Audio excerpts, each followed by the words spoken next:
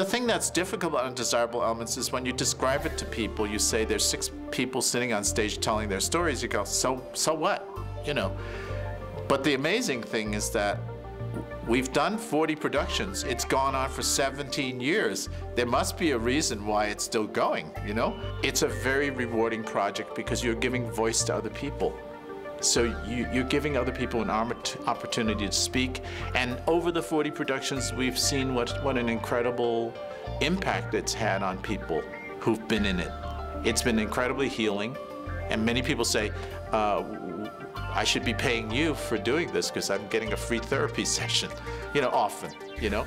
But really, it's about giving people, empowering people to speak about things that they may not have had an opportunity to speak about. That's very important to them.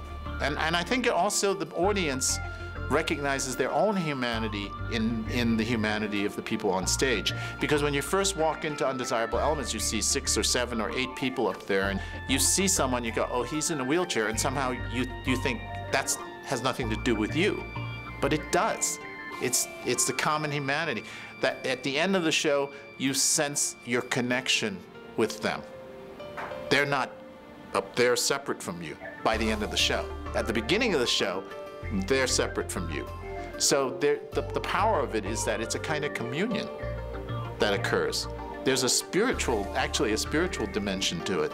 And it's also very healing, both for the people who testify and for the audience who hears their testimony.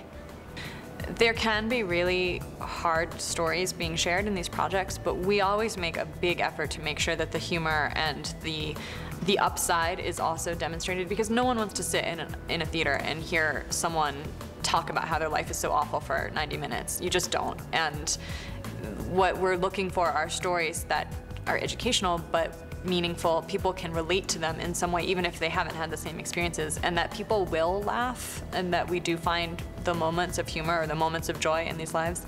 And because the stories are told chronologically, no matter how bad someone's experience may be when they're talking about it from 1982, you know that if they're up there in front of you in 2009, that they made it and they're survivors. So there's always a sense of hope that permeates throughout. One of the things that's important about the way the scripting process works is that when we do bring everyone together for the first read-through, everyone in the show has the chance to go through the script and say, actually, my mother wouldn't have said it that way. She would have said it this way.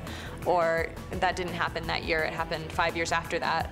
Or I don't really think I should use that person's name because actually they still live down the street from me. So we do take a fair amount of creative liberty, but the cast always has the chance to sign off on that and say, that is exactly the way they would have said it, or actually it's not, can you tweak it this way? And we always try and honor that so that they're always in control of their stories in that way.